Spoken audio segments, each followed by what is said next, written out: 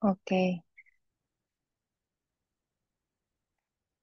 Oke, selamat sore Bapak Ibu. Sambil kita menunggu beberapa yang masih join, silakan Bapak Ibu bisa menuliskan nama panggilannya siapa, mengenalkan diri di kolom komentar, dan sekarang tinggal di mana gitu ya, supaya kita bisa saling kenal karena nanti support group di WhatsApp itu juga tidak akan saya hapus sih, akan ada di sana seterusnya untuk Bapak Ibu bisa saling share. Misalnya nanti ada yang bikin hasil makanan fermentasinya mau di-share di sana, mau tanya, silakan ya. Oke, sekarang saya mengenalkan diri saya dulu. Ini beberapa ibu, bapak ibu di sini sudah pernah ikut kelas saya yang lalu ya, tapi beberapa baru pertama kali ini ikut kelas saya. Terima kasih sudah join. Jadi nama saya Rochelle, saya seorang dokter umum yang praktek di Malang. Bapak ibu yang pernah ke kota Malang, saya lahir besar di Malang. Nah, saya memang suka masak dari dulu, jadi saya suka juga bereksperimen di dapur.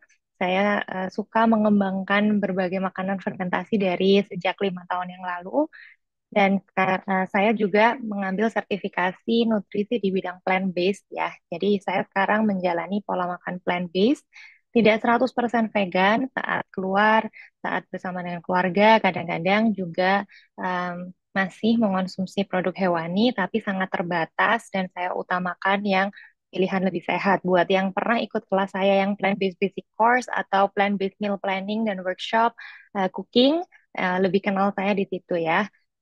Oke, saya rasa itu perkenalan saya. Bapak Ibu yang udah dapat guideline, udah bisa baca di sana tentang cerita saya. Saya sekarang fokus juga prakteknya lebih ke membantu coaching pasien-pasien dengan sakit kronis seperti diabetes, hipertensi, stroke, jantung, kanker, autoimun, dan lain-lain yang butuh pendampingan intensif selama beberapa minggu untuk mengevaluasi apa yang dimakan, bukan cuma nutrisinya aja, tapi juga gaya hidup yang lain, suplemen, herbal, dan secara holistik gitu ya.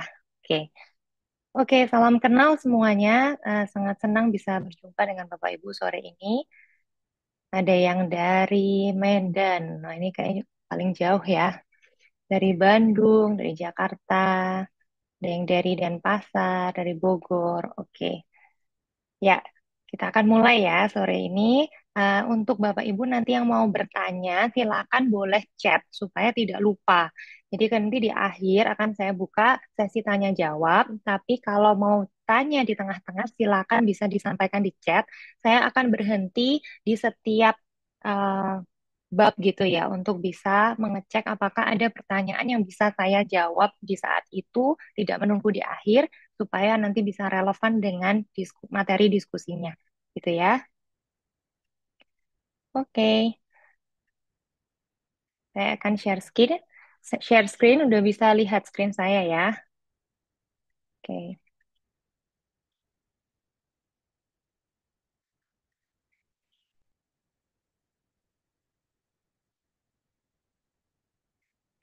Oke, Bapak Ibu, jadi sesuai judul kelas ini, Gut Support Fermentation, makanya saya buat pertanyaan pertamanya. Nah, ini ada quiz buat kita semua ya. Apakah semua makanan fermentasi itu sehat? Nah, karena judulnya kan spesifik tuh ya, gut support fermentation, berarti makanan fermentasi yang harusnya mensupport atau mendukung kesehatan pencernaan kita. Nah, pertanyaannya, apakah semua makanan fermentasi itu termasuk golongan sehat dalam arti mensupport pencernaan gitu ya? Kira-kira apa jawabannya? Nah, buat yang udah baca guideline, mungkin udah ada bocorannya dikit ya di sana. Jadi jawabannya tidak ya, Bapak Ibu. Tidak semua makanan fermentasi itu digolongkan sehat. Nah, kenapa? Nah, saya bagi menjadi dua bagian.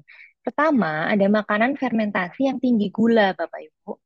Pernah makan makanan fermentasi yang di bawah ini? Apa sih? Ini pernah tahu? Nah, ini nggak usah dihafalin ya, nggak bukan mau ujian kimia. Tapi pada intinya ada pati. Pati itu karbohidrat dirubah menjadi gula oleh enzim, kemudian gula dirubah oleh eh, yeast atau kapang atau jamur menjadi etanol. Ya, etanol itu salah satu bentuk alkohol.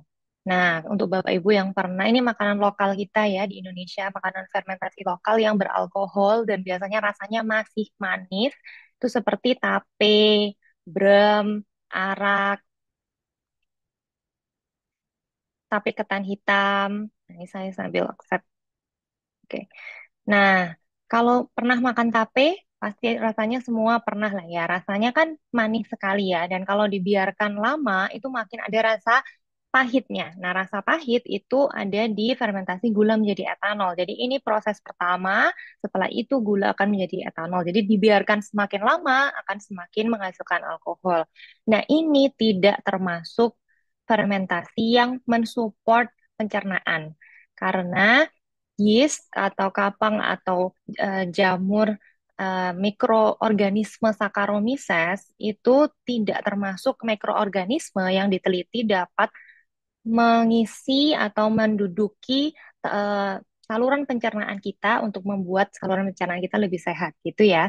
Jadi untuk makanan-makanan fermentasi ini bukan tergolong gut support fermentation.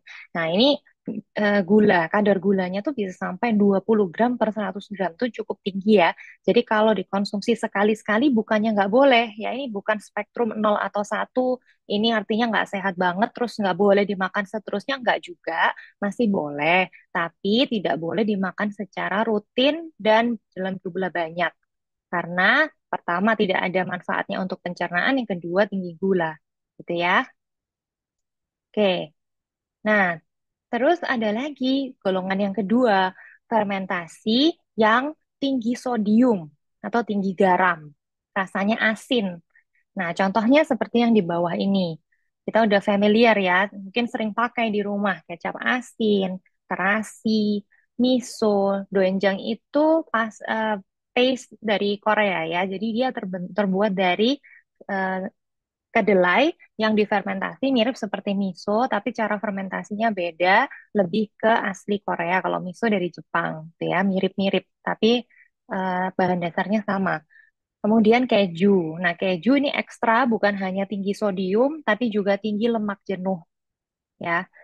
Nah, kalau dilihat nih, dalam 1 sendok makan aja, itu sodiumnya udah 750 sampai 1050 miligram, di mana batas konsumsi sodium per hari kita, limitnya itu 2300 miligram. Jadi kalau kita makan makanan fermentasi ini, pertama dia tidak mengandung bakteri yang bisa mensupport pencernaan, yang kedua garamnya terlalu tinggi. Oke. Lah, dok, kan beberapa dari kayak miso contohnya itu kan juga mengandung bakteri baik. Betul. Jadi beberapa dari makanan fermentasi di sini itu campuran. Fermentasinya bukan hanya fermentasi proteolitik. Fermentasi proteolitik itu artinya jenis fermentasi yang memecah protein ya. Kalau diperhatikan kan bahan-bahan dasar dari makanan-makanan ini semuanya protein. Udang, eh, kacang kedelai, kemudian ini dari susu sapi, itu kan semua berprotein tinggi. Nah, jadi sebenarnya fermentasinya itu menghasilkannya amin dan glutamat, dan karena diberi garam jadi asin gitu ya. Nah, untuk hasil akhirnya ada beberapa yang ada mix, bukan hanya proteolitik, tapi ada bakteri asam laktatnya. Contohnya seperti miso, itu campuran. Keju itu juga campuran. Jadi keju yang tidak dipasteurisasi atau yang tidak dimatikan bakteri-bakterinya yang benar-benar alami, itu dia masih mengandung lactic acid bakteria yang bisa mensupport gut. Tapi tidak sebanyak makanan fermentasi yang khusus memang lactic acid bakteria gitu ya. Jadi kena garamnya itu juga nggak bisa terlalu survive, si lactic acid bakteria tadi nggak terlalu suka dengan garam yang tinggi. Nah, makanya di ini makanan-makanan ini lebih bukan untuk gut support. Nah, tapi nanti kita lihat ya, khusus untuk seperti miso di belakang akan ada penjelasan lebih lanjut kenapa sih kok beberapa makanan fermentasi itu masih tergolong sehat dan kegunaannya apa. Tapi Bapak Ibu harapannya bisa membedakan ada beberapa makanan fermentasi yang tinggi gula atau tinggi garam. Jadi tidak boleh dimakan dalam jumlah banyak dan sering gitu ya pada dasarnya. Oke, nah sekarang pertanyaan berikutnya. Apakah semua makanan fermentasi itu berarti probiotik? probiotik itu definisinya apa? Nah, ini yang akan kita pelajari sama-sama ya. Jawabannya, probiotik itu adalah mikroorganisme, entah itu bakteri, entah itu kapang, entah itu ragi, entah itu jamur. Kebanyakan sih bakteri ya, yang biasanya sih lactobacillus, tapi juga ada bacillus, nanti ada macam-macam ya. Tapi kebanyakan bakteri yang menduduki lapisan pencernaan kita, terutama di usus besar, ketika ada makanan yang masuk ke dalam pencernaan kita, nah untuk yang pernah ikut kelas gut healing journey, ini pernah saya jelaskan dengan sangat detail ya. Ada makanan yang disukai oleh bakteri, ada yang tidak terlalu disukai oleh bakteri. Nah, makanan yang disukai oleh bakteri itu dinamakan prebiotik. Ya, prebiotik itu apa sih? Pada dasarnya, prebiotik itu adalah serat.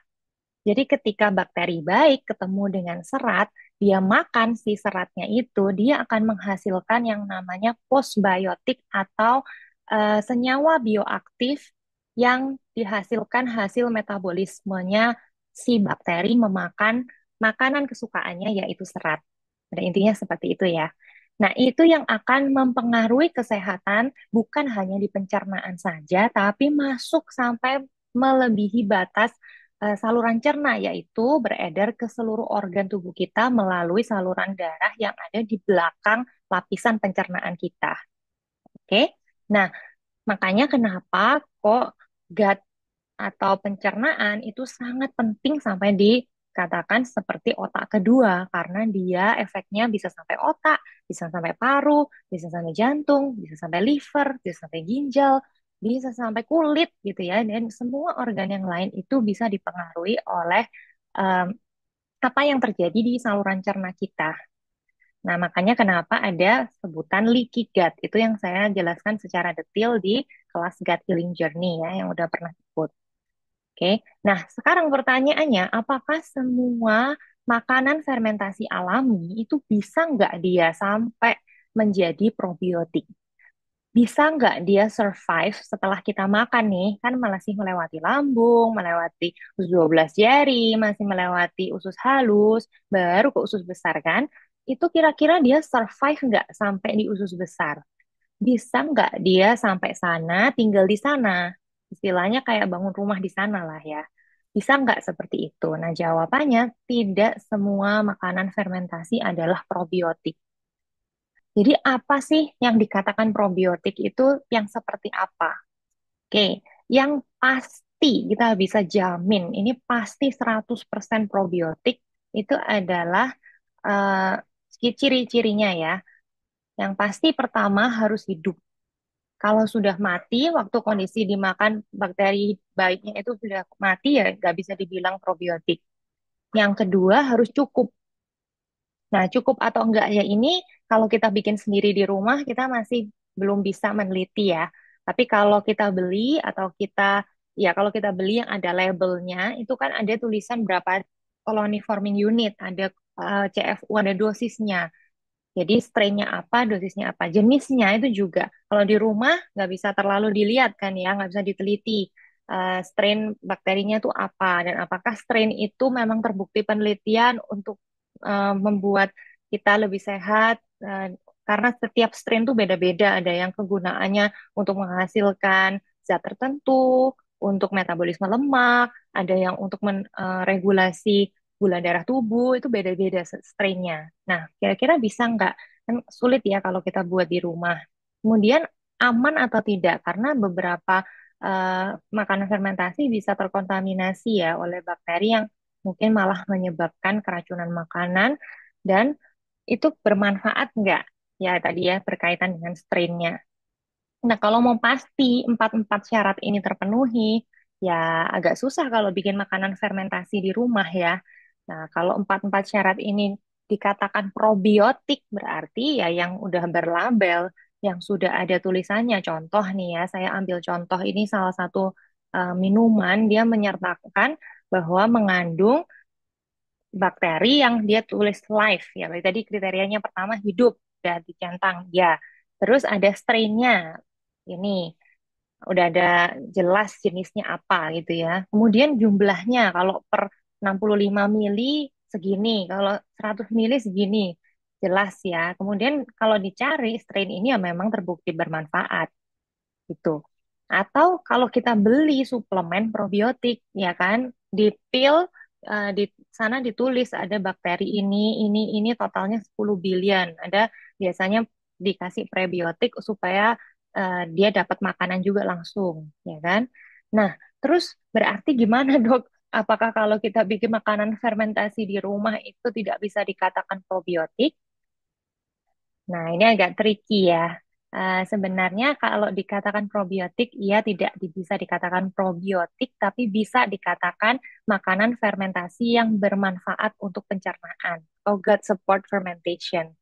Ya, kenapa? Karena kita nggak bisa kayak di lab, kita nggak bisa ngetes apakah kombucha yang kita bikin sendiri itu dalamnya berapa billion, kemudian strainnya apa, itu kan nggak bisa. Nah, tapi ada penelitian yang meneliti dalam jumlah banyak, dikumpulkan dari orang-orang yang bikin di rumah, diteliti, oh kebanyakan kombucha itu kalau 250 mili 1 billion nih, dan kebanyakan bakteri yang teridentifikasi ini. Jadi nggak apa-apa, nggak usah khawatir harus beli yang berlabel gitu ya. Kita bisa bikin sendiri di rumah, hanya saja perlu tahu metodenya bagaimana, lama fermentasinya bagaimana, supaya bakterinya memang benar-benar yang sehat, nggak terkontaminasi, dan cukup untuk kita bisa konsumsi sehari-hari. Gitu ya, makanya kenapa kok penting kita belajar metode fermentasi yang memang caranya tepat, gitu ya, nggak bisa sembarang-sembarang asal fermentasi.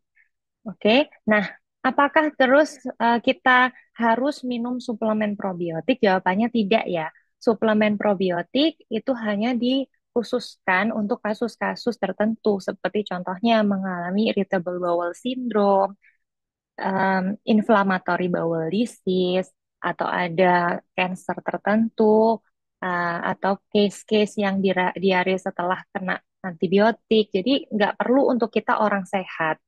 Nah, kalau kita orang sehat, disarankan makan aja makanan fermentasi alami yang kita buat sendiri di rumah. Nah, kita sekarang akan masuk ke sana, belajar satu persatu sampai nanti porsi yang harus kita makan per hari itu berapa sih, gitu ya. Nah, ini yang ada di guideline. Jadi kita akan belajar jenis fermentasi yang ini. Karena jenis fermentasi asam laktat ini paling mudah, paling tersedia bahan-bahannya, dan memang spesies bakteri yang ini yang paling banyak diteliti memang benar-benar bermanfaat untuk pencernaan, bahkan tadi ya untuk organ-organ yang lain. Untuk yang ini dan ini, natto, keju Swiss itu pertama nggak terlalu tersedia di sini. Natto udah mulai banyak tersedia ya. Saya juga pernah bikin sendiri. Eh, Cuman memang rasanya agak kurang friendly untuk orang Indonesia. Banyak yang nggak suka. Padahal sebenarnya sehat sekali sih. Nah, cuman nggak akan kita bahas di yang kali ini. Karena kali ini kita akan bahas jenis fermentasi asam laktat yang untuk pemula, yang mudah, dan bisa cepat dilakukan di rumah. Nah, ingat ya tadi ya, tidak semua makanan termasuk probiotik atau makanan fermentasi yang sehat. Ya, untuk fermentasi alkohol, fermentasi. Nah, ini banyak yang tanya nih, Dok, kalau cuka apel itu probiotik bukan? Jawabannya bukan ya. Meskipun cuka apelnya itu ada tulisannya dengan ibunya, dengan with the mother, atau artinya di dalam situ melayang-layang probiotiknya, tapi probiotik begitu kena dengan asam, kurang dari 5 atau 4,5 itu probiotik atau bakteri baiknya mati ya. Jadi kalau untuk yang terlalu asam seperti cuka nggak termasuk makanan fermentasi yang gut support. Oke. Nah, untuk tempe itu kan kita makannya matang. Nanti juga ada pembahasannya tuh apakah tempe itu harus matang atau bagaimana. Nah, tempe kalau kita makannya matang itu juga tidak termasuk makanan yang gut support ya. Untuk dari dalam arti tidak mengandung bakteri baik yang hidup. Bakteri baiknya sudah mati. Oke, tapi nanti kita akan belajar kenapa kok masih tempe kok masih dimasukkan di panduan gitu ya. Oke. Nah, ini jawabannya. Jadi meskipun beberapa makanan fermentasi itu tidak tergolong yang mengandung bakteri hidup, Tapi makanan fermentasi itu ketika melewati proses fermentasi, ada banyak perubahan di makanan itu yang menghasilkan senyawa bioaktif. Jadi bakterinya sih mati, udah dimasak nih tempenya, tapi di dalam tempe itu ada hasil metabolisme atau pencernaan dari si bakteri itu. Nah, ini luar biasanya bakteri atau mikroorganisme ya. Jadi mikroorganisme seperti bakteri, ragi, jamur, kapang itu mereka hidup. Mereka seperti kita. Manusia kalau makan itu kan juga menghasilkan sesuatu ya di dalam tubuh. Dan bahkan kita keluarkan kan tiap hari. Nah, sama bakteri juga seperti itu. Ketika dia makan, dia menghasilkan zat di dalam makanan itu yang ketinggalan tuh di situ. Jadi meskipun tempenya udah dimasak, tapi zatnya ketinggalan di situ. Ada vitamin D, ada isoflavon, ada peptida yang udah dipecah sama dia. Jadi itu ketinggalan di sana, namanya senyawa bioaktif. Makanya ada beberapa jenis makanan fermentasi yang kita itu ketika makan tidak mencari bakteri hidupnya, tapi mencari senyawa-senyawa yang ditinggalkan oleh bakteri. Oke, contohnya seperti sourdough. Sourdough tidak masuk ke dalam guideline kelas kali ini karena tingkat level kesulitannya lebih tinggi ya. Mungkin next kalau ada kesempatan bikin kelas yang level 2 fermentasinya ya. Karena nggak cukup juga waktunya dan cukup lebih ribet eh, cara bikinnya. Nah, tapi sourdough ini contoh yang bagus kan di oven rotinya. Kan kita nggak makan eh, itunya yang masih mentah kan, nggak dimakan starternya kan. Kan kita makan roti yang udah mateng dan rotinya tuh udah di oven. Nah, kalau rotinya udah di oven itu bakterinya ya udah mati. Tapi banyak sekali perubahan yang terjadi di dalam sourdough itu sendiri. Nah, ini kalau dibandingkan dengan roti ragi biasa ya, sourdough itu lebih tinggi resistance starch itu pati yang tidak bisa dicerna oleh tubuh. Jadi dia kadar indeks glikemik atau kecepatan menaikkan gula darahnya jauh lebih rendah dibandingkan kalau roti biasa. Kemudian mineralnya juga meningkat karena si bakteri tadi juga menghasilkan banyak mineral, zinc, zat besi, kalsium, itu lebih juga bisa diserap oleh tubuh kita karena terjadi banyak perubahan. Gitu ya. Jadi yang diambil adalah manfaat perubahan hasil fermentasinya, bukan bakteri hidupnya. Sama seperti tempe. Kalaupun tempe itu dimasak, tapi tempe itu sudah mengalami banyak sekali perubahan dengan adanya kapang atau jamur rhizopus ya. Dengan adanya fermentasi itu sudah ada tercipta banyak sekali senyawa bioaktif, antioksidan, antimikroba, bahkan ada yang meningkatkan asam yang juga bisa repair sel dan lain-lain ya. Dan bahkan lemaknya juga ada bisa menurunkan kadar kolesterol. Jadi banyak manfaat yang didapatkan meskipun tidak ada bakteri hidupnya. Oke, nah jadi ini ya ringkasannya. Fermented food atau makanan-makanan yang difermentasi itu bisa menghasilkan antioksidan, zat antiinflamasi, zat yang menurunkan kolesterol, zat yang membantu meregulasi gula darah, zat yang membantu meregulasi tekanan darah, anti cancer nih termasuk ya antioksidan kuat dan lain-lain. Jadi kadang kita tetap mau makan makanan fermentasinya meskipun tidak ada bakteri hidupnya. Nah, jadi saya buatkan list supaya gampang ya. Ada makanan fermentasi yang menyehatkan, semua ini menyehatkan, tapi ada dua sisi. Yang satu kita ambil mikroorganisme hidupnya, yang satu kita ambil senyawa bioaktifnya. Ya, yang saya golongkan di sini ada tempe, miso, sourdough. Nah, dok, tadi kan miso tinggi garam. Terus gimana dong? Nah, kalau diperhatikan di slide-slide saya sebelumnya tadi, yang ada perbandingan antara miso dengan saus kecap asin itu 2 kali lipat lebih tinggi natriumnya dibandingkan miso. Jadi asal kita tahu berapa banyak, 1 sendok makan aja untuk sup kan. Nah, untuk sup kan juga pasti mati itu bakterinya, tapi kita ambil senyawa bioaktifnya, gitu ya. Nah, tapi untuk hari ini kita akan membahas kebanyakan yang di sini. Yang di sini hanya saya sertakan tempe, gitu ya. Oke, kita mulai ya dengan yang pertama. Saya coba cek dulu di chat. Siapa tahu ada yang sudah mulai bertanya.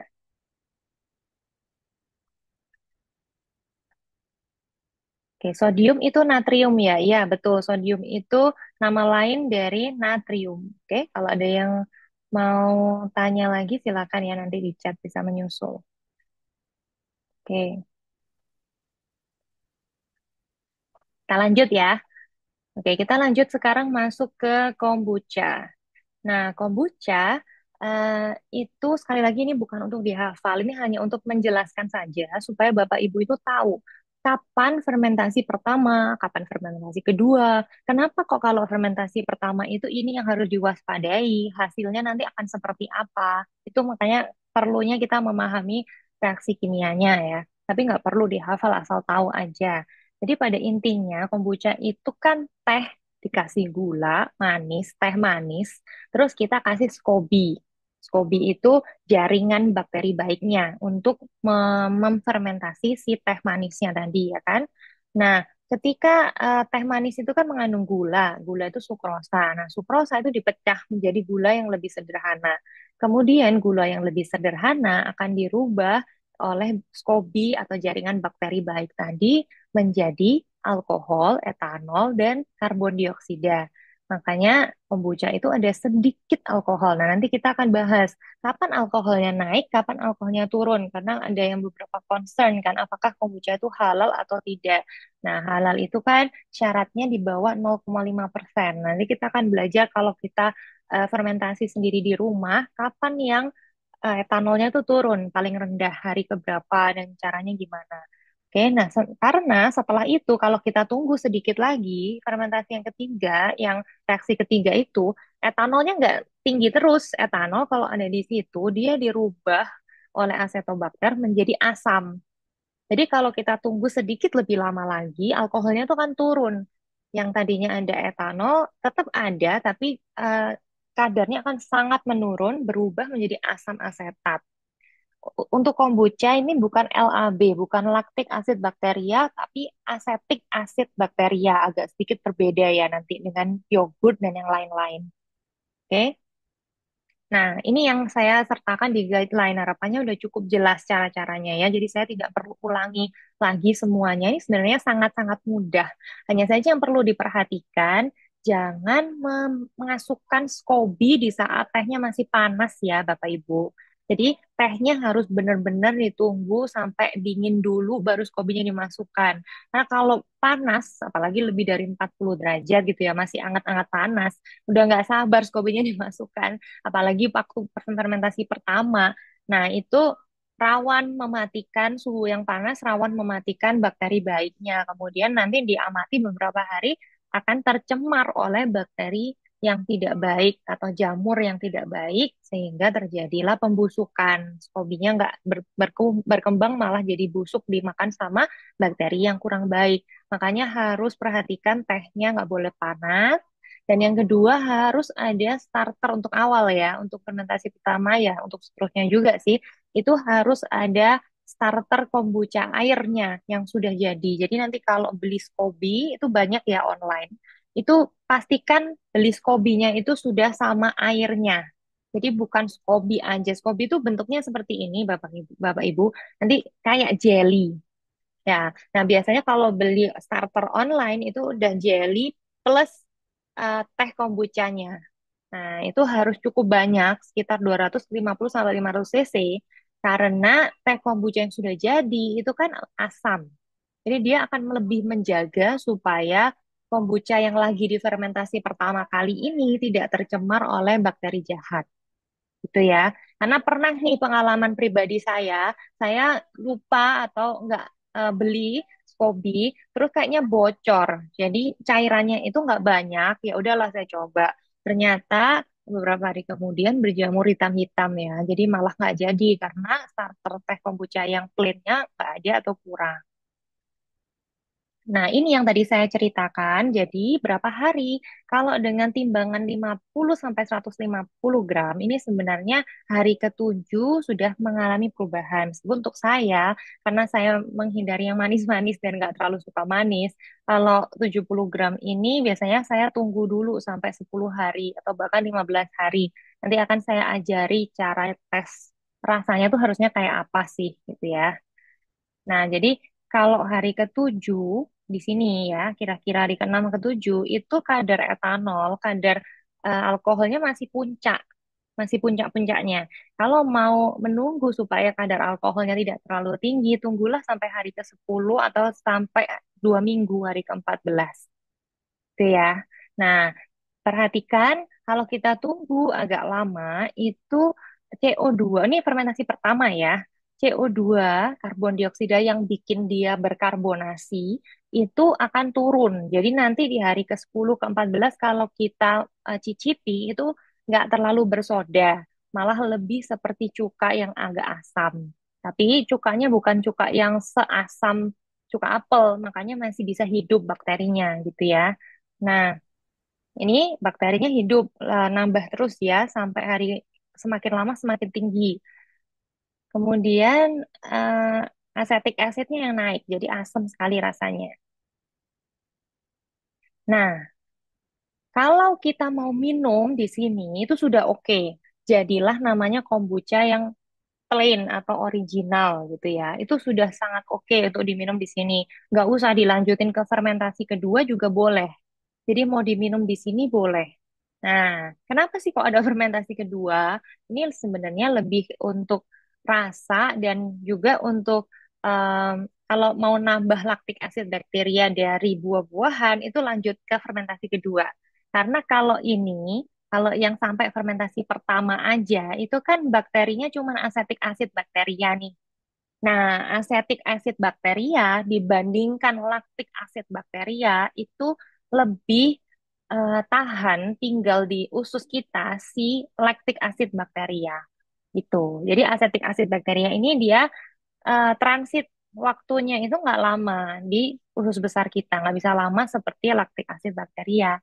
Jadi kalau mau dilanjutin, yuk kita lanjutin ke fermentasi kedua. Nah, fermentasi kedua itu kalau tadi bentuknya toples kaca yang mulutnya besar, kalau fermentasi kedua harus botol kaca yang mulutnya kecil dan ada tutupnya.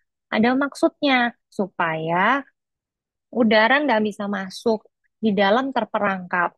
Apa yang diperangkap? Yang diperangkap karbon dioksidanya. Jadi di dalam itu kan semakin bersoda, nggak bisa keluar. Oke. Nah, terus bedanya lagi karena dia ditutup, oksigen nggak bisa masuk, jadi terjadilah kondisi mirip anaerob atau tidak ada oksigen ya. Lebih banyak eh, bakteri, laktik asid bakteria yang akan berkembang di sana karena laktik asid bakteria tidak perlu oksigen. Sedangkan asetik asid bakteria perlu oksigen. Nah, ini seninya di situ. Jadi asetik asid bakterianya akan lebih mati, tapi akan lebih menghidupkan yang laktik asid bakteria. Selain itu, ketika kita menambahkan rasa dari buah-buahan yang kaya laktik asid bakteria di kulit buahnya, itu akan meningkatkan rasa. Ya, kalau yang tadi ini kan rasanya cuma teh, ya kayak minum teh tapi asam gitu kan, teh asam. Nah, kalau yang ini itu rasanya macam-macam, bisa rasa anggur, rasa stroberi, rasa nanas, kan lebih funky ya, rasanya bisa lebih seru lah. Kayak minum soda yang berasa-rasa. Jadi daripada minum minuman berkarbonasi yang beredar di luar sana, nah ini kalau bikin kombucha ada soda anggur, soda plum, soda berry, soda apel, soda nanas itu kan lebih nggak bosen dan lebih enak juga kalau dibuat refreshing banget kalau dibuat hari-hari yang panas tuh dicampur sama es sedikit. Nah, itu favorit saya. Jadi kalau untuk saya eh, ditanya lebih suka mana, hasil fermentasi pertama atau kedua? Saya lebih suka yang kedua karena lebih karbonasinya lebih berasa, kemudian rasa buah-buahannya juga enak. Gitu ya. Nah, pilihan buah-buahannya di guideline lebih lengkap. Tadi di sini saya kasih catatan buah yang kaya bakteri asam laktat atau lactic acid bacteria. Itu pilihannya ini. Jadi ketika kita mencampurkan buah-buahan yang di permukaan buahnya itu memang kayak bakteri asam laktat, ya dia akan berkembang biak di sana. Khusus untuk apel ya, apel ini kan termasuk yang buah yang agak kotor. Sebenarnya berries juga sih, makanya saya agak lebih jarang pakai berries karena kebanyakan apel berries itu banyak pestisidanya. Jadi kan ya kurang baik lah ya untuk jangka panjang kalau kita mau konsumsi terus-terusan. Jadi favorit saya sih lebih kayak pakai anggur. Kalau belum mama cherry kan lebih ke buah subtropis ya. Kalau di Indonesia kan agak mahal. Jadi yang saya paling suka itu anggur, nanas, jahe, atau pakai eh, herbs ya, pakai kayak rosemary atau pakai jahe, kunyit gitu. Nah, untuk apel, saya masih bikin, tapi saya kupas ya, karena gimana lagi, apel banyak pestisidanya, jadi saya mending dikupas. Gitu. Oke, jadi pada dasarnya gula yang dari buah itu akan dirubah oleh laktik asid bakteria menjadi asam laktat. Tuh. Asam-asam di sini, seperti tadi asam asetat, asam laktat itu juga terbukti antiinflamasi ya Bapak Ibu. Jadi ini juga dapat bakteri baiknya, dapat postbiotiknya juga, dapat hasil hasil cernaan bakterinya gitu. Oke, gampang cara bikinnya, tinggal dipindahkan aja hasil fermentasi pertama itu ke botol yang mulutnya kecil dan ada tutupnya. Oke, dipindahkan ke sana dengan 10 sampai 20% volume botolnya itu adalah jus buah. Boleh di jus, boleh enggak. Kalau saya lebih suka di jus. Kalau di jus tuh maksudnya bukan jus yang menghilangkan serat ampasnya ya Bapak Ibu. Kalau saya blender maksudnya. Jadi jus blender sekalian sama ampasnya itu. Tapi kalau misalnya mau jus yang nggak pakai ampas juga lebih praktis nanti kalau waktu menuang ke gelas tidak perlu disaring. Kemudian kalau misalnya mau pakai potongan buah, tidak di jus juga boleh. Cuman rasanya lebih kaya kalau di jus karena lebih nyampur kan sama tehnya. Oke. Eh, nah, ini hati-hati ya, saya kasih dalam kurung di sini. Bebaskan gas setiap harinya untuk mencegah cairan tumpah saat botol dibuka. Ini benar-benar udah pernah saya alami bolak-balik, Bapak Ibu. Saya pernah buka beberapa kali itu meletus sampai ke plafon rumah saya. Jadi harus ngelap plafon. Bayangkan itu sedahsyat itu ya karbonasi sebuah kombucha. Jadi hati-hati. Kalau mau bikin fermentasi kedua, setiap hari harus dibuka dikit-dikit. Hati-hati ya kalau buka ya. Eh, Tips aja kalau baru pertama kali bukanya di atas wastafel em, dapur supaya kalau misalnya pas meluap, nah nggak langsung kemana-mana gitu ya. Tapi enggak kok, kalau memang rutin tiap hari dibuka harusnya enggak. Itu saya yang lupa, jadi dibiarin di suhu ruang 3 hari tanpa dibuka setiap hari, terus begitu dibuka meletus dia. Jadi hati-hati ya. Oke, jadi yang terjadi apa di second fermentation itu yang berubah. Nah, ini ya tadi ya asetik asidnya sih ada, tapi bakteri asetik asid bakterinya turun, lihat nih, turun drastis karena dia tidak ada oksigen, nggak bisa hidup. Nah, tapi laktik asid bakteria ini nggak ada di sini, dia naik gantian karena laktik asid bakterianya dari buah, gitu ya. Nah, untuk fermentasi kedua, hati-hati, itu memang alkoholnya agak sedikit meningkat, tapi tidak setinggi yang pertama. Kalau misalnya mau ditunggu agak lebih lama, itu untuk fermentasi kedua setelah 2 sampai 3 hari harus masuk kulkas ya Bapak Ibu ya. Kalau enggak terlalu lama di luar, terlalu dahsyat nanti karbonasinya. Jadi harus di slow down, harus diperlambat di kulkas. Nanti kalau setelah di kulkas ditunggu kembali, setelah itu 5 hari sampai 1 minggu itu etanol atau eh, alkoholnya nurun lagi gitu. Oke. Nah, ini cara kita tesnya ya. Nanti akan saya kasih kuis sebentar lagi untuk menilai apakah skobinya sehat atau enggak, itu yang di site yang melihat.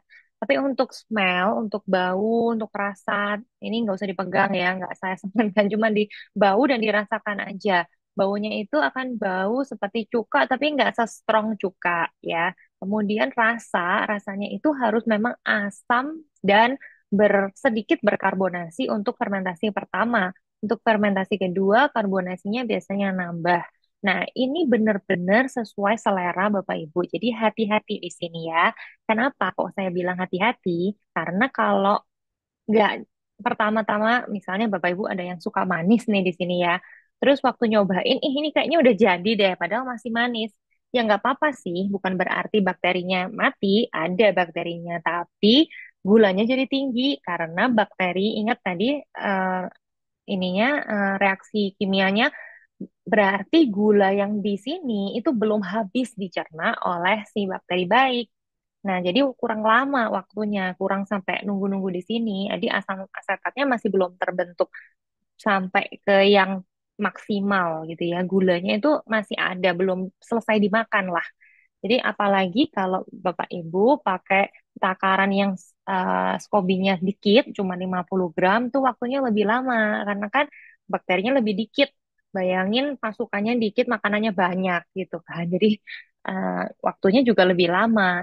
Nungguin dulu dia makan sampai habis. Nah, jadi untuk tes ini sangat penting. Kalau belum asem, nah jangan dikonsumsi dulu karena berarti gulanya masih tinggi. Tapi juga jangan nunggu sampai asemnya itu sampai bikin, nah ini ya, bikin kayak pernah makan wasabi, Bapak Ibu, yang bisa sampai kayak naik ke hidung rasanya. Nah, itu udah terlalu asam. Ya, jadi tengah-tengah antara nggak manis, tapi juga nggak asamnya tuh sampai asam cuka, gitu ya. Oke, ini pertanyaan yang paling sering ditanyakan. Apakah kombucha boleh untuk anak-anak? Jawabannya boleh untuk anak di atas 4 tahun. Itu pun kalau untuk anak di atas 4 tahun sampai 12 tahun itu masih sedikit sekali kadarnya. 2 sampai 4 sendok makan dicampur dengan air atau jus buah. Untuk remaja boleh mirip seperti kita orang dewasa 100 sampai 150 cc per hari. Kalau untuk saya, contohnya saya sudah sangat sering konsumsi kombucha hampir setiap hari. Jadi saya naikkan menjadi 250 cc per hari itu boleh. Yang tidak dianjurkan itu untuk orang dewasa melebihi 450 sampai 500 cc per hari. Kalau melebihi itu apa yang terjadi? Biasanya kembung, karena tadi ada karbon dioksidanya kan. Jadi kalau kebanyakan kembung, sendawa terus nanti. Gitu ya. Untuk yang punya sakit lambung, hati-hati minum kombucha jangan sebelum makan atau saat perut kosong. Lebih baik setelah makan dan mulai dulu dengan dosis rendah 100 cc per hari. Nah, saya punya pengalaman banyak pasien-pasien yang eh, sakit lambung kronis, terus takut kan asem dok, nanti tambah sakit lambungnya. Enggak kok, tapi jangan langsung banyak dan setelah makan gitu ya. Dan kalau memang masih kambuh banget, hati-hati ya. Kalau kambuh banget lambungnya maksudnya. Kalau lambung sama pencernaannya kambuh banget yang sampai misalnya ada gejala mual atau diare, memang jangan dulu ya. Konsultasi dulu dengan dokter, jangan langsung minum kombucha. Lebih baik diarahkan dulu ke probiotik suplemen misalnya. Itu pernah saya sampaikan juga di kelas Gut Healing Journey ya. Oke, nah jadi hati-hati. Kenapa kok nggak boleh banyak-banyak untuk anak? Karena teh itu mengandung kafein, terus tadi ada kadar alkoholnya sedikit, kemudian ada pH yang rendah atau keasaman yang tinggi ya, nggak baik juga untuk gigi anak-anak. Oke, nah dok, kadar gulanya tinggi nggak? Ini ya tadi yang saya jelaskan, jadi eh, tidak tinggi kalau kita benar merasakannya, gitu ya. Bandingkan kalau kita makan jus buah, minum jus buah yang memang buahnya manis, itu tinggi banget. Jadi daripada minum jus buah, ya kombucha masih lebih rendah gulanya. Oke, nah ya ini kuisnya nih. Mana kira-kira kombucha yang skobinya sehat, mana yang enggak? Mana yang terkontaminasi jamur lain, mana yang masih sehat? Oke, jawabannya ini yang sehat yang kanan. Ya, yang ini yang sehat. Kalau yang ini itu sudah terkontaminasi oleh jamur lain. Jadi caranya gampang. Kalau misalnya di atas, jadi itu kan SCOBY itu kan kayak jelly. Di atas jelinya itu ada yang kasar, ada yang berbulu, atau ada yang lain yang sampai kayak bercak seperti ini tuh hati-hati. Artinya SCOBY-nya rusak dan harus dibuang. Sama seisinya juga harus dibuang. Takutnya ada racun yang dihasilkan oleh jamur ini yang masuk ke tehnya, jadi harus bikin baru. Oke, jadi kalau ada yang seperti ini, bercak kasar di atas, yang lain tidak jadi satu dengan skobinya itu berarti berbahaya. Kalau yang ini kan item-item ini nggak usah takut. Item-item ini itu kalau bentuknya seperti ini, itu dia eh, pigmentasi dari tehnya. Jadi kan tehnya teh hitam. Nah itu dia memberi kadang-kadang melayang-layang juga pigmentasi hitam. Tapi bentuknya nggak seperti ini. Kalau ini kan jelas ya, bulat, di atas kasar. Kalau ini kan menyatu dengan skobinya gitu ya. Nah, ini mana yang nggak sehat, yang kiri atau yang kanan? Sama ya prinsipnya, yang nggak sehat yang ini ya. Ini yang jamurnya kontaminasi. Lihat nih, ini pada dasarnya seperti ini, skobinya, kemudian ada satu nongol di sini, kecil. Nah, ini nggak benar nih. Ini lain daripada yang lain.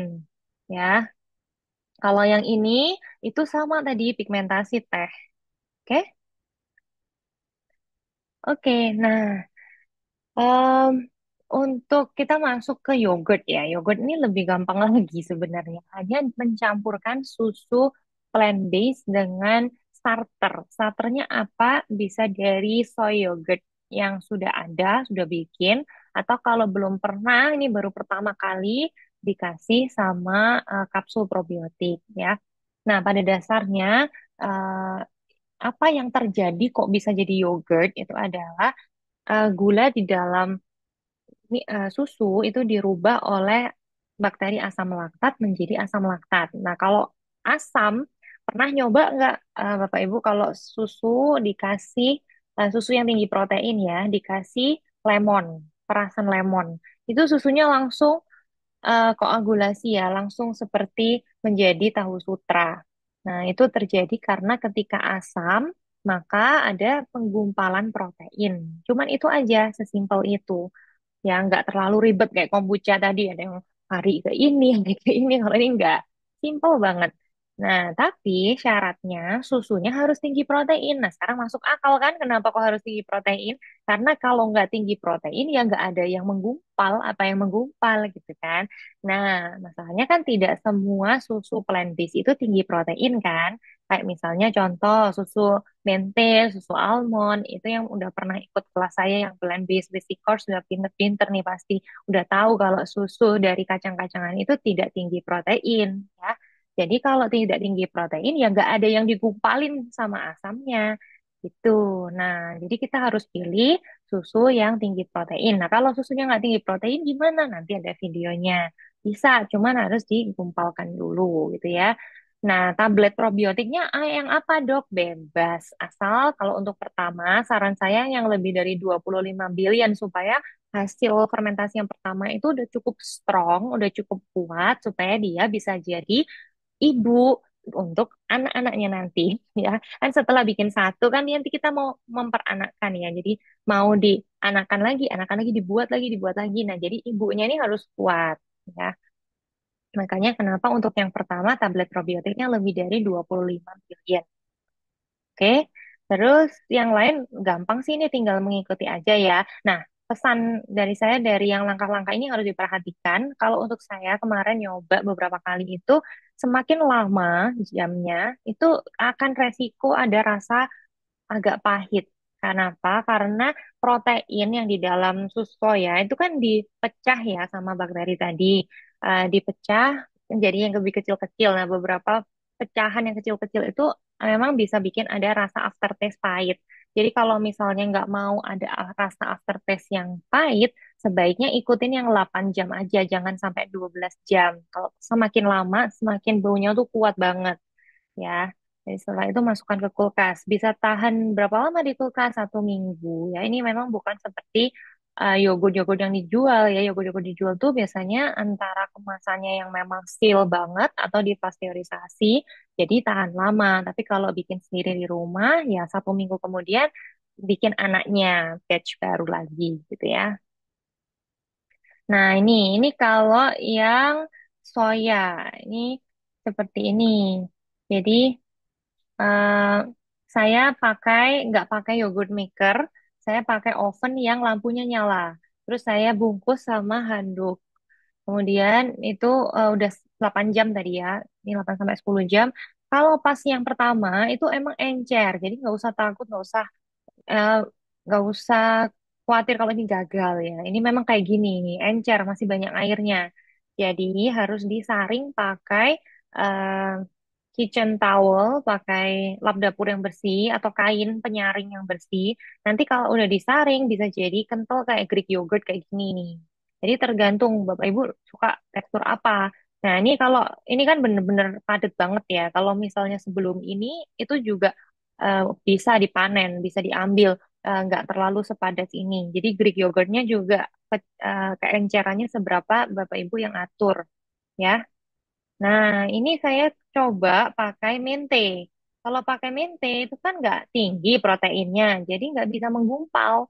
Nah, kalau nggak bisa menggumpal, makanya saya kasih bahan untuk mengentalkan dari tepung mokav ini kemarin. Nah, jadi direbus susu mentenya. Setelah mentenya di blender, tadi mente mentah di blender. Ini mentenya udah direndam ya semalaman. Terus habis itu di blender jadi susu mente seperti bikin susu mente biasa. Terus kemudian direbus sampai mendidih. Begitu mendidih dimasukkan pengentalnya. Nah, nanti mengental jadi seperti ini. Kayak bubur sumsum. Nah, seperti ini. Nah, kemudian dicampur dengan starter. Starternya ini saya ambilkan dari soy yogurt saya yang udah jadi. Saya masukkan ke sini. Nah, ini besoknya baunya udah asem kayak yogurt. Jadi 8 jam, 10 jam itu udah jadi.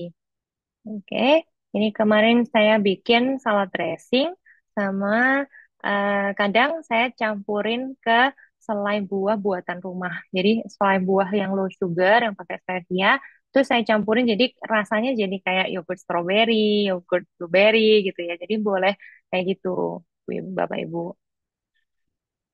Jadi apa sih bedanya yogurt plant-based dengan yogurt yang dari susu sapi gitu ya? Nah, sebenarnya kalau Bapak Ibu tidak intoleran terhadap laktosa, sebenarnya boleh kok pakai yogurt yang dari susu sapi. Kenapa? Karena yogurt itu berbeda dengan susu sapinya. Untuk yang pernah ikut kelas saya yang plant-based basic course, pasti juga udah tahu kan susu sapi kenapa kok nggak boleh terlalu disarankan karena meningkatkan hormon tertentu ya. Tapi kalau yogurt itu enggak. Jadi yogurt itu sebenarnya boleh. Tapi kan beberapa dari kita itu intoleran terhadap laktosa ya. Banyak sekali kita orang Asia yang tidak tahan terhadap laktosa atau dairy. Jadi ya makanya beralih ke yang plant-based dari susu soya gitu ya. Selain itu memang lemak jenuhnya kalau susu soya sama susu sapi ya lebih rendah susu soya gitu. Oke, sampai di sini ada yang mau tanya di chat? Ada yang tanya nggak di chat? Coba saya cek. Oke, ada pertanyaan-pertanyaan. Saya bahas dulu ya pertanyaannya ya. Oke, Dok, kalau cuka apel bukan probiotik, jadi fungsinya untuk apa? Kalau cuka apel bukan probiotik itu fungsinya dia yang sudah terbukti penelitian itu untuk menekan kenaikan gula darah setelah makan salah satunya ya. Terus juga cuka apel itu juga memang antiinflamasi. Tuh, jadi boleh konsumsi cuka apel, tapi bukan untuk probiotiknya. Oke, dok, amankah probiotik ini diminum atau dimakan oleh penderita penurunan ginjal, EGFR? Em, 82% yang secara klinis keseluruhan badan baik-baik aja. Nah, ini untuk probiotiknya tergantung probiotik mana, karena untuk penderita ginjal harus ekstra hati-hati dengan kalium, fosfat, dan natrium ya. Nanti kalau ada beberapa makanan fermentasi yang tinggi natrium ya berarti nggak terlalu aman. Tapi kalau yang seperti yogurt itu masih relatif aman ya, yogurt. Nah, untuk tempe karena tinggi protein, perlu penyesuaian porsi ya, karena pada penderita penurunan fungsi ginjal, mm, porsi proteinnya kan yang harus lebih diatur. Nah, itu saya sarankan sih personalized aja, jangan sembarangan, jadi konsultasi dengan dokter. Oke. Apakah SCOBY dengan teh manis difermentasi 2 minggu bisa jadi starter? Iya, maksudnya bisa jadi starter untuk berikutnya. Iya, jadi SCOBY itu kan kalau difermentasi ini dia beranak tuh. Dia akan semakin tebal, semakin tebal, semakin tebal. Tapi nggak secepat itu, Bu. Jadi tunggu dulu. Nanti paling 2 bulan baru bisa dipecah lagi. Jadi baru lagi gitu. Jadi nggak langsung menebalnya cepat itu nggak. Tuh. Ada kelas teman saya bikin kombucha tanpa daun teh dan gula putih. Em, Kalau bikin tanpa daun teh itu bisanya pakai daun teh hijau atau daun teh putih ya, ulung. Jadi white tea, green tea, black tea bisa. Sebenarnya kalau mau pakai kayak rooibos, mau pakai rosella, bisa, tapi nggak bisa tahan lama. Karena senyawa dari Camellia sinensis atau daun teh itu ada senyawa khususnya, ada kafein dan ada nitrogennya untuk membantu supaya skobinya tuh hidup. Jadi kalau mau pakai teh lain boleh, tapi nanti dirotasi. Jadi balik lagi kasih teh daun teh yang benar-benar daun teh. Nah, hati-hati untuk beberapa teh herbal itu nggak bisa karena dia tinggi lemak. Jadi lemaknya itu dengan tinggi lemak karena ada ekstraksi dari lemaknya ya. Jadi berminyak. Jadi itu akan menghambat penumbuhan bakterinya. Kalau gula putih bisa diganti dengan gula aren, tapi agak lebih lama ya. Tapi kalau dengan gula yang benar-benar zero sugar kayak stevia nggak bisa, karena tadi ingat lagi ya reaksinya. Nah, resikonya nanti rusak, membusukkan. Tapi jangan khawatir, sebenarnya pakai gula putih itu kita nggak makan gulanya, karena yang makan gulanya itu si bakterinya, bukan kita. Nah, nanti hasil akhirnya kan tadi udah di slide jelas ya. Jadi dari sukrosa berubah jadi glukosa, fruktosa, terus glukosa fruktosanya juga nggak kita makan kan? Fruktosa sama glukosanya kan dirubah tuh sama asetik asid bakterianya untuk jadi etanol dan karbon dioksida kan. Terus nanti habis jadi etanol dan karbon dioksida diubah lagi kan jadi asetik asid kan. Ya, jadi kita tuh dapat asetik asidnya, nggak dapat gulanya. Jadi jangan khawatir, oke? Kombuchanya itu cairnya masih harus teh. Ya, itu tadi ya barusan saya jawab ya. Bisa bahan selain teh bisa, tapi resiko rusak dan harus ditukar lagi. Misalnya habis satu batch nih, saya bikin pakai Rosella. Eh, Boleh, tapi saya sarankan jangan pertama. Kalau pertama, ini resiko busuk ya, resiko rusak. Jadi bikinnya nanti yang kalau udah strong banget, kalau udah sedap jadi ibu yang kuat, nanti anaknya suatu saat pakai teh lain, terus teh lainnya ini starternya kombuchanya udah banyak, baru bisa. Tapi kalau awal jangan. Apakah kalau kita cuci buahnya dengan sabun khusus buah, bakteri di kulit buahnya hilang? Iya, lebih bisa hilang. Jadi lebih baik tidak usah dicuci dengan cairan, lebih baik dicuci dengan air mengalir. Kalau misal mau dicuci pakai asam, seperti cuka dan baking soda, boleh, nggak apa-apa. Tapi ya, saran saya sih pilih buah lokal yang rendah pestisida aja atau dikupas atau sebenarnya sih ya, kalau misalnya nggak pakai laktik asid bakterianya juga nggak apa-apa sih. Cuman ya itu tadi bakterinya jadi turun, terus laktik asid bakterianya nggak naik. Didapatnya yang kita dapat cuman hasil fermentasinya aja gitu. Karena gula dalam buah itu pasti nanti akan dirubah sih, tapi em, kalau nggak banyak laktik asid bakterianya, buahnya masih akan manis, nggak terlalu dirubah jadi asam laktat gitu. Jadi memang pencuciannya nggak boleh terlalu em, ya terlalu membunuh bakteri yang di kulitnya. Tuh, kalau fermentasi kedua dengan kayu manis atau daun mint, apakah mesti pakai gula lagi? Tidak perlu ya. Jadi diikuti resep yang saya kirimkan aja di guideline Bapak Ibu. Di situ sudah saya tuliskan, cuman dicampur aja dengan buah atau herb. Tidak usah dicampur gula lagi yang kebanyakan gulanya ya. Oke, buah frozen eh boleh dicoba, tapi tidak ada laktik asid bakterianya karena sudah mati di frozen. Ya, ya jadi lebih baik buah yang fresh. Ya, dok untuk fermentasi yang kedua setelah 5 sampai 10 hari nanti akhirnya alkoholnya dengan setimbangan kadarnya tidak berubah enggak ya? Dan untuk fermentasi yang pertama, nah, ini dilihat lagi tadi ya Ibu Liana, grafik yang saya tadi pampangkan. Jadi setelah yang fermentasi pertama, setelah hari ke-7 itu turun alkoholnya, itu nggak akan naik lagi. Terus kalau untuk fermentasi kedua, setelah 5 hari dimasukkan kulkas, itu juga menurun, gitu ya. Ya, nanti PPT-nya saya share ya. Nanti saya share PPT dan rekaman. Kalau skobinya tipis setelah 14 hari, apakah kombuchanya terfermentasi dengan baik? Sebenarnya kalau masih pertama kali banget bikin kombucha, itu memang skobinya tidak akan secepat itu menebal, Bapak Ibu. Jadi nggak apa-apa. Tapi yang penting rasa tehnya itu udah berubah, jangan masih manis, gitu ya. Tadi tes, dites dirasain. Oke, lagi tempe nanti ya, masuk ke tempe. Suhu ruangan terhadap fermentasi kombucha, ya kalau agak lebih hangat di tempat yang panas lebih cepat. Kalau tapi nggak bisa panas yang kena sinar matahari juga ya mati. Jadi memang harus nggak harus gelap banget, tapi di jangan terkena sinar matahari langsung. Oke, oke untuk sauerkraut nanti ya. Kombucha, teh dari tanin. Ya, betul. Pertanyaan Ibu Ana, kalau untuk zat anti gizi ya di dalam teh itu kan kalau bisa menghalangi penyerapan zat besi. Kalau sudah difermentasi, betul akan menurun, jadi tidak apa-apa, tidak akan menghalangi. Oke, untuk susu plant-based jenis apa yang tinggi protein ya? Oke, nah sekarang kita masuk ke tempe nih. Mulai banyak pertanyaan tentang tempe. Oke, sabar. Sekarang kita masuk ke tempe ya.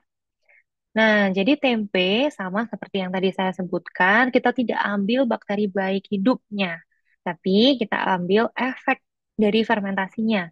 Nah, tempe itu sungguh benar-benar superfood ya, sampai di Eropa, di Amerika, di negara-negara Barat yang mereka kenal tempe itu dari Indonesia, mereka sampai bikin pabrik di sana, bikin pabrik tempe, dan di label superfood karena ini asli Indonesia loh sebenarnya ya. Kita harus berbangga punya tempe.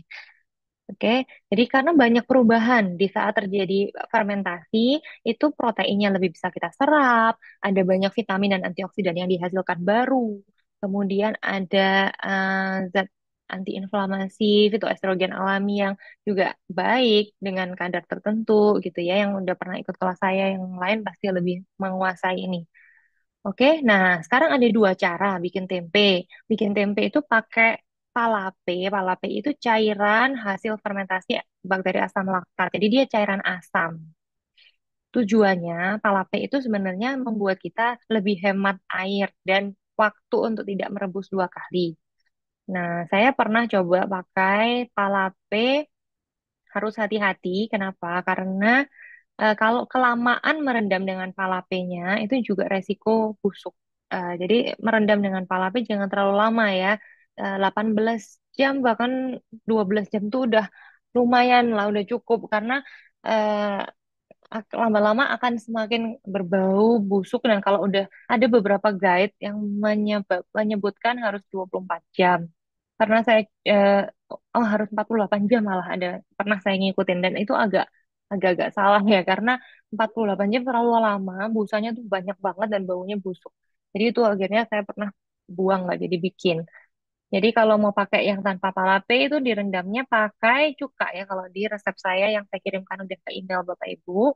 Nah kalau pakai palape memang menghemat waktu karena palape itu melunakkan kedelai dengan asam. Jadi supaya kedelainya tuh lebih siap untuk difermentasi oleh rhizopusnya gitu ya. Nah, nanti bisa dilihat kembali pada intinya untuk pembuatan tempe. Polong-polongannya itu harus kita jaga kebersihannya supaya tidak membusuk sebelum tempenya dibuat. Nah, tadi yang saya pernah bilang dicuci, kalau ini yang di sini direbus dua kali, itu air rebusan pertamanya juga dibuang karena perendaman ini resiko busuk, apalagi kalau dengan palape karena itu mempercepat pelunakan polong-polongannya. Nah, untuk yang mau pakai soya, nanti saya kasih info tentang soya non-GMO ya. Tapi kalau untuk pakai polong-polongan yang saya pernah kombinasikan, ada yang tanya di chat kombinasi apa yang tepat, yang pernah saya coba yang enak itu eh, kacang merah, chickpeas, saya masih campur kedelai non-GMO sedikit, terus saya campur kacang hijau, dan kalau mau campur eh, kacang tunggak atau tolo itu juga bisa. Ya, tapi kalau ukurannya terlalu kecil nanti agak memotongnya nanti bisa agak ambiar gitu ya. Jadi kalau mau yang jadi lebih bagus pakai chick. tipis, kacang merah, kacang kedelai, kacang hijau. Tuh. Sebenarnya bisa sih dengan kacang apapun mau pakai kanel itu juga bisa pakai. Tapi kalau lentil terlalu kecil ya, susah nanti menyatukannya. Tuh, nah ini yang pernah saya buat.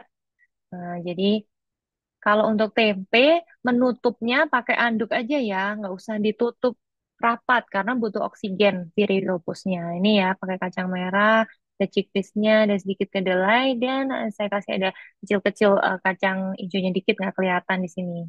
Nah, ini aku udah jadi kayak gini nih, warna-warni gitu. Nah, untuk yang mau pakai eh, non GMO sebenarnya kalau untuk polong-polongan jangan khawatir ya karena polong-polongan itu jarang sekali nggak ada yang sih yang di GMO. Em, Kalau ada yang dikena pestisida masih mungkin tapi jarang kalau di GMO. Kalau yang GMO crop itu ya antara ini jagung, kentang, kedelai termasuk yang paling lama di GMO ya. Jadi untuk di Indonesia banyak sekali yang sudah jual kedelai organik non GMO di toko-toko online. Ya itu yang sering saya pakai untuk bikin tempe, bikin susu kedelai. Itu saya selalu pakai kedelai non GMO gitu ya. Kalau mau pakai polong-polongan yang lain, pastikan aja beli polong-polongannya yang fresh. Jangan maksudnya fresh itu boleh dalam bentuk kering, tapi jangan yang sudah busuk atau berjamur hitam-hitam karena hati-hati akan itu bisa menghasilkan racun aflatoksin yang bisa menyebabkan karsinogenik ya, bisa memicu kanker. Jadi ya eh, pakailah yang benar-benar memang bagus. Produk di toko-toko yang biasanya jualnya itu pakai plastik vakum dan penyimpanannya memang baik. Nah, ini tempe boleh nggak dimakan mentah? Tidak disarankan ya, karena tempe yang mentah itu takutnya ada kontaminasi bakteri lain atau mengandung enzim yang masih aktif. Ini kan tadi kan ceritanya tempe itu kan lagi dipecah-pecah nih ya, pakai enzim. Nah, tapi kalau enzimnya kita makan, itu kadang-kadang di beberapa orang sensitif bisa membuat kembung, sakit lambung. Jadi sebaiknya tempenya dimasak aja. Jadi yang kita ambil adalah protein dan bioaktif compound atau senyawa bioaktifnya. Nah, ini untuk yang punya sakit ginjal, tergantung keparahan ginjalnya. Kalau masih dini, pengurangan proteinnya tidak terlalu banyak, tapi kalau sudah agak em, terlambat, ya pengurangan proteinnya harus drastis. Jadi hati-hati kalau makan tempe kebanyakan, gitu ya. Oke, itu untuk tempe. Gampang banget sebenarnya bikinnya, hanya perlu hati-hati aja jangan sampai busuk gitu aja. Jadi merendam polong-polongannya jangan terlalu lama, jangan terlalu over, tapi juga jangan takut kalau nanti direndam di palate itu memang akan banyak sekali busanya. Itu bukan busuk, itu memang kayak gitu karena polong itu mengandung saponin. Saponin itu memang berbusa karena saponinnya kan mau diambil itu zat anti gizi.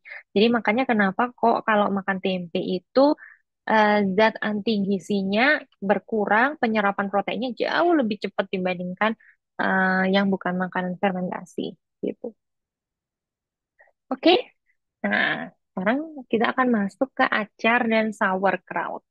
Ini gampang banget prinsipnya tuh sebenarnya cuman sayur dipotong-potong atau bahkan utuh timunnya, dikasih garam, dikasih air, ditutup. Udah gitu aja. Kenapa kok dikasih garam?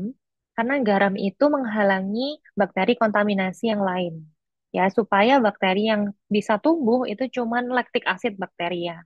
Laktik asid bakteria kalau terlalu asin juga nggak bisa tumbuh.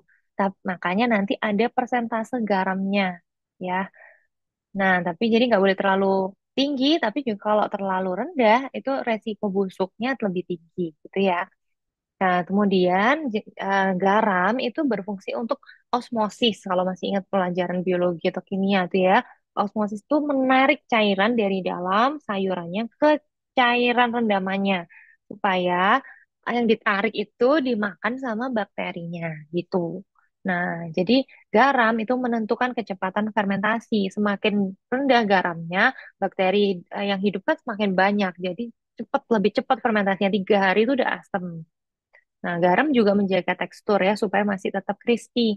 Meskipun kalau kita pakai makanan yang memang dari asalnya nggak terlalu crispy, kayak contohnya terong, paprika, terus kemarin tuh yang saya pakai timunnya lagi nggak nemu timun timun yang keras, jadi timunnya agak banyak biji, jadi itu juga nggak bisa keras jadinya. Itu tergantung sayurnya juga ya.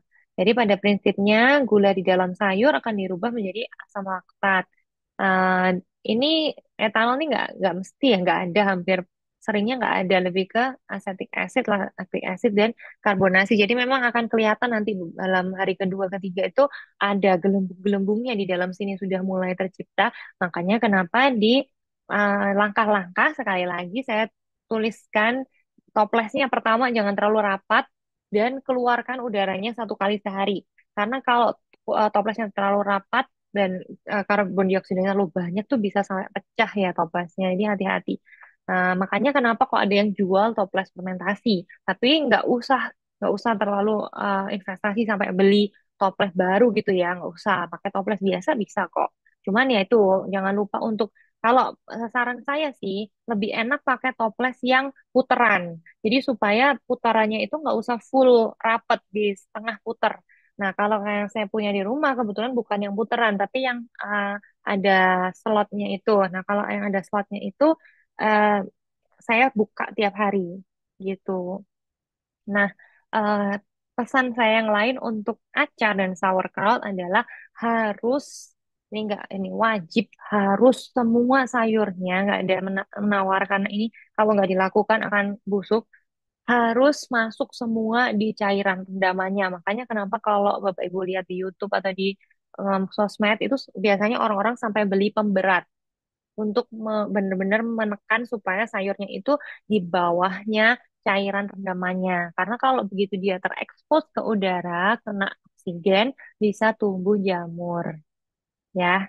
Jadi harus benar-benar direndam. Nah, kalau nggak punya pemberat, pastikan airnya penuh aja atau dikasih daun yang di atasnya gitu ya. Atau kalau nggak usah, yang penting pastikan terendam semua.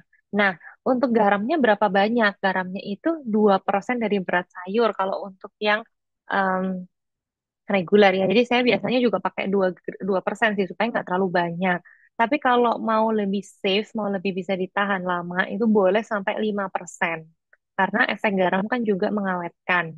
Nah, tapi saya lebih suka pakai yang 2% karena 3 hari udah lebih cepat jadi. Terus saya langsung masukkan kulkas. Nah, tahannya memang cuma bisa 1 sampai 2 minggu lah di dalam kulkas. Kalau mau yang lebih tahan lama, memang garamnya dibanyakin jadi 5% gitu ya. Nah, untuk garam di sini em, ini cukup tinggi natrium juga ya. Nah, jadi untuk kalau yang mau minum airnya, nah hati-hati kalau yang punya tekanan darah tinggi atau tadi yang punya kelainan ginjal, hati-hati jangan terlalu banyak makan minum airnya yang tinggi garam. Tapi kalau misalnya em, nggak terlalu bermasalah di sana, boleh, tapi hati-hati jangan terlalu banyak ya. Tuh, karena kalau di reaksinya ini tadi kan tidak melibatkan garam, jadi maksudnya garamnya tetap ada tuh. Cuman eh, i- jadi asam aja karena dihasilkannya asam gitu. Oke, nah ada perbedaan fermentasi dengan acar cuka ya.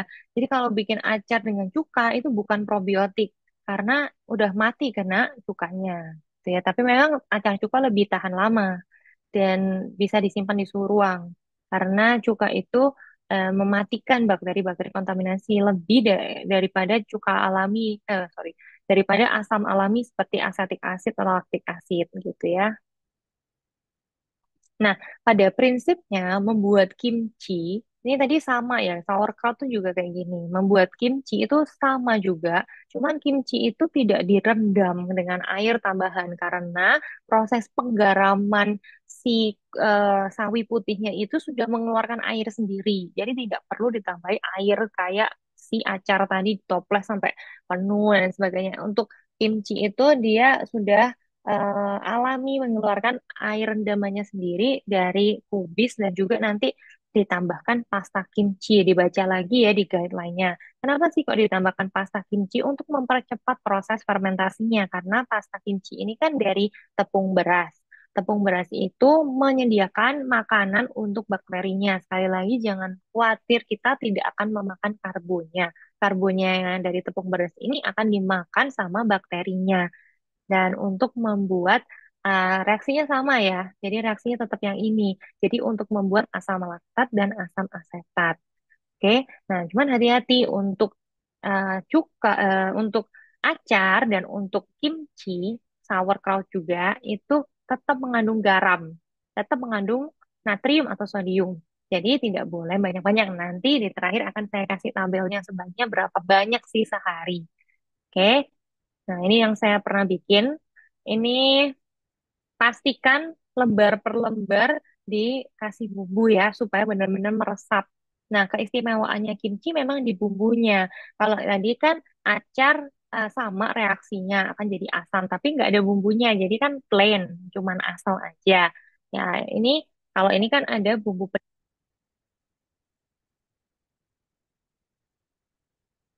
barunya itu masih jadi ya, nggak apa-apa. Jadi nggak apa-apa tanpa goju garu, yang lainnya tetap. Oke? Nah, ada concern, ada perhatian khusus di fermented vegetables atau sayuran yang difermentasi ya oleh IARC atau lembaga yang meneliti tentang kanker. Katanya ini sempat agak heboh ya, katanya sayuran yang difermentasi itu termasuk di kategori karsinogenik 2B atau possibly carcinogenic to humans. Artinya ada beberapa penelitian kecil yang membuktikan kalau konsumsi sayuran yang diawetkan lewat cara penggaraman tadi, fermented vegetables, itu bisa meningkatkan resiko kanker lambung atau esofagus di negara-negara yang memang suka makan kimchi, suka makan em, acar gitu ya. Nah, tapi kebenarannya gimana sih sebenarnya? Nah, ini tergantung dengan berapa banyak kita makan dan kita tetap makan sayur yang lain nggak. Jadi, bottom line-nya atau kesimpulannya, kita tidak boleh menggantikan sayur fresh dengan sayur fermentasi. Jadi, jangan tiba-tiba habis bikin kimchi terus sayurnya dari kimchi aja gitu ya. Jadi, sayurnya ya tetap ada dari yang lain, dari tumis sayur yang lain, dari salad, dari lettuce, tetap ada yang lain. Nah, kimchi hanya sebagian kecil. Nah, kalau sebagian kecil ya sehat karena probiotik gitu kan. Tapi memang servingnya 20 sampai 40 gram per hari. Lebih dari itu memang bisa meningkatkan sedikit resiko. Tapi kalau kita makannya dibarengi dengan sayuran yang lain ya nggak ada masalah gitu ya.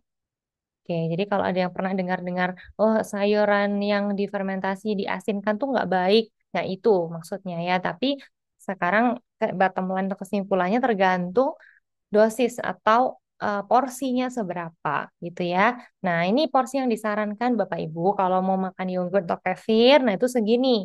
Ini berdasarkan penelitian kalau porsi segini itu mengandung paling tidak 1 billion. Karena 1 billion per hari itu sudah dinilai cukup untuk bisa mensupport pencernaan dan membuat zat-zat yang tadi di pencernaan yang di gambarnya itu ya bisa sampai ke organ-organ lain, bisa sampai membantu supaya integritas barrier pencernaannya tetap kokoh, tetap tangguh. Nah, itu dari 1 billion kalau untuk orang sehat. Tapi kalau untuk orang dengan sakit tertentu, nah itu memang paling tidak harus pakai yang suplemen yang 25 billion tadi. Nah, tapi kalau untuk orang normal, orang sehat, untuk konsumsi sehari-hari, ini porsinya ya. Jadi tadi untuk yang agak asin seperti acar dan miso, doenjang itu sedikit ya porsinya. Ini bahkan cuma 1 sendok teh. Tapi tadi sebenarnya miso 1 sendok makan masih 400 kok sodiumnya. Jadi ya masih lumayan lah. Oke. Jadi saya biasanya pakainya 2 sendok teh itu lebih setara dengan 1 sendok makan. Oke, begitu ya. Kalau untuk tempe dan natto ini nggak usah terlalu dihiraukan karena sebenarnya tidak terlalu berpengaruh ke probiotiknya karena dimasak kan. Jadi nggak usah terlalu dilihat. Ini lebih ke porsi protein. Tapi kalau yang lain ini kan kita mau ambil bakteri hidupnya. Nah, itu 1 bilion itu segini. Oke, begitu ya, Bapak Ibu. Saya akan ada waktu 10 menit ini untuk kita tanya jawab. Jadi, terima kasih udah ikut course ini. Semoga membantu. Guideline-nya itu juga bisa Bapak Ibu simpan, bisa di-print untuk praktek langsung setelah kelas ini. Kelas ini tadi menjelaskan lebih detail lagi untuk apa sih yang mau kita ambil, zat gizinya apa, terus tadi untuk menghindari etanol yang terlalu tinggi hari keberapa, itu yang diperhatikan. Nanti kalau kurang jelas, bisa ditonton lagi rekamannya sampai 1 bulan ke depan gitu ya. Untuk yang punya sakit kronis tertentu dan membutuhkan pendampingan private bisa menghubungi saya. Oke, oke. Saya lihat chat ya. Nanti kalau misalnya mau menyampaikan pertanyaan langsung, boleh raise hand dulu ya. Oke.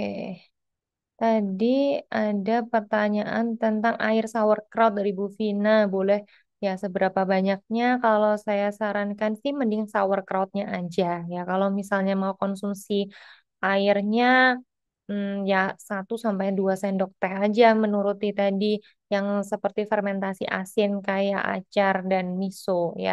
Acar dia 2 sampai 4 sendok teh tapi kan acarnya bukan airnya. Kalau airnya ya lebih hati-hati karena natriumnya ya. Oke. Kalau untuk ragi tempe apa aja boleh ya ragi tempe.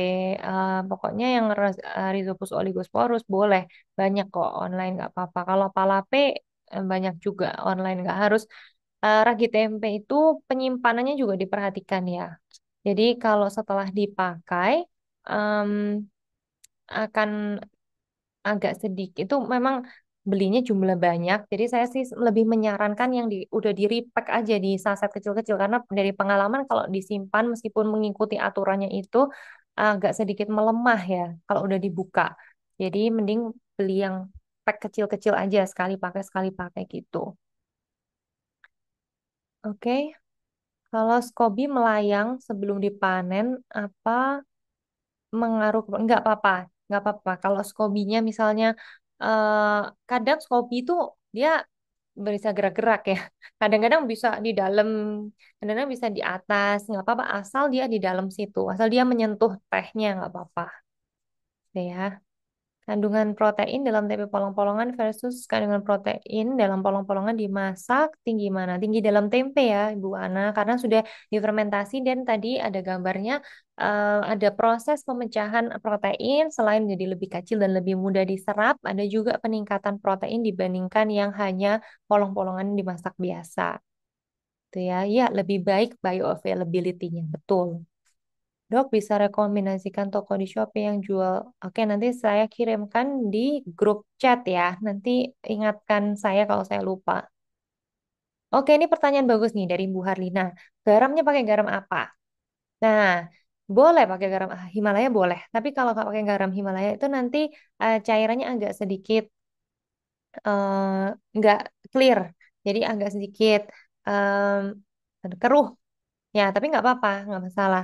Yang tidak boleh itu garam yang beriodium. Karena garam beriodium kadang-kadang kalau ditambahin yodium itu, yodiumnya bisa menghambat pertumbuhan bakteri. Cuman kemarin itu saya beli garam pas ada satu merek yang saya nggak pernah beli sebelumnya. Terus pas saya beli, ternyata saya lihat, nah ini udah kadung saya campur ke dalam acarnya ya. Terus saya lihat, loh kok beriodium? Tapi ternyata jadi. Jadi masih bisa sih. Ya, garam disarankan, tapi garamnya tuh garam natural sea salt yang paling standarnya itu natural sea salt karena nanti jadinya lebih cantik, nggak keruh dan nggak menghambat pertumbuhan bakterinya karena nggak ada additifs ya kan alami masih natural sea salt gitu. Maksudnya ini acar dibuka tutup toplesnya sekali dibuka. Iya betul. Kalau toplesnya bukan toples yang puteran, tutupnya itu dibuka sedikit-sedikit karena kalau nggak nanti begitu dibuka bisa meluap keluar gitu, mengotori dapur. Karena kan karbonasinya cukup kuat ya, sama kayak kombucha fermentasi kedua tadi, Bu Vera. Jadi tiap hari agak sedikit di shh. Nanti kalau dibuka itu kan bunyi shh gitu kan. Itu artinya udah mengeluarkan udara di dalam. Jadi terus habis itu ditutup lagi. Nggak usah lama-lama, ya cuman dikeluarkan gasnya aja. Apakah starter yogurt yang sudah dibekukan rawan tidak jadi ya ini ya? Karena kalau udah di frozen, bakteri baik itu sangat sensitif ya Bapak Ibu. Sangat em, sangat mudah mati. Bahkan kalau kita beli probiotik suplemen itu, kalau di Indonesia, kita kan tinggalnya di negara tropis yang lembab dan panas.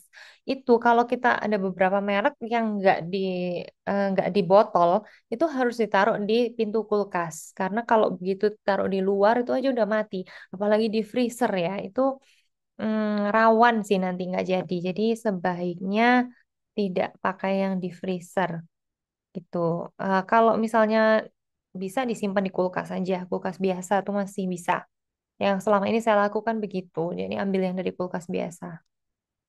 Tapi ya semua itu eksperimen ya, karena bakteri baik ya kadang-kadang masih bisa hidup. Kayak contoh tadi yang saya salah pakai garam. Tapi kalau freezer kayaknya udah mati deh. Tuh. Nah, kalau kefir apa bedanya dengan kombucha? Apakah bisa dibuat sendiri di rumah? Bisa buat kefir, tapi harus beli bahannya juga ya. Kalau tadi kan kombucha bahannya SCOBY. Kalau kefir itu ada kefir greens. Jadi khusus juga kayak SCOBY-nya, tapi SCOBY-nya kefir. Kefir ada dua macam, bisa bikin dari air, bisa bikin dari susu. Dia ada water kefir, ada dairy kefir, ada milk kefir ya. Nah, bedanya apa? Mirip. Ya, tapi kalau selama ini sih saya lebih suka rasa, dari segi rasa saya lebih suka kombucha karena ada rasa teh gurih-gurihnya juga. Terus kalau misal saya nanti lanjutkan ke fermentasi kedua, itu kan ada rasa floralnya, bisa saya tambahin buah, jadi lebih kaya aja rasanya gitu. Sebenarnya kefir juga bisa sih, cuman saya lebih suka kombucha. Selain itu, karena kombucha itu juga kalau dari teh itu banyak antioksidannya juga. Ya, jadi ya boleh sih kalau mau tukar-tukar. Jadi pada prinsipnya makanan fermentasi itu juga bisa Bapak Ibu variasi ya. Jadi misalnya kadang-kadang dari sauerkraut, kadang-kadang dari kimchi, kadang-kadang dari yogurt, kadang-kadang dari kombucha. Saya juga melakukan hal yang sama. Pertama, supaya variasi strain bakterinya banyak karena kita kan nggak bisa diteliti tadi ya ini strainnya apa. Jadi supaya nggak sama terus. Yang kedua, supaya bioactive compound yang tadi dihasilkan oleh bakterinya juga macam-macam karena sebagian ada yang tinggi vitamin B-nya, sebagian ada yang tinggi tinggi antioksidannya gitu ya. Oke, kalau SCOBY melayang sebelum waktunya panen, apakah harus ditekan atau dibiarkan saja?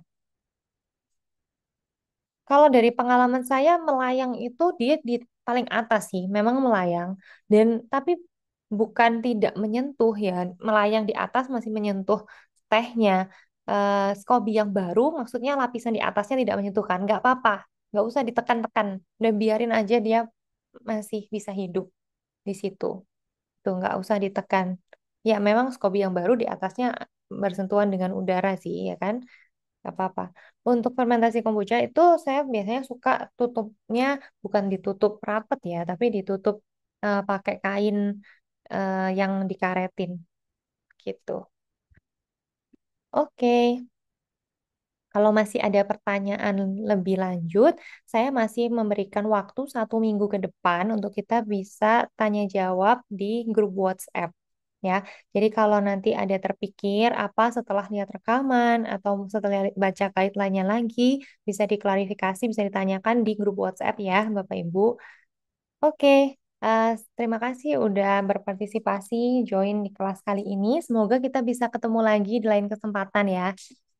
Oke, kalau gitu sampai jumpa di lain kesempatan. Selamat malam semuanya.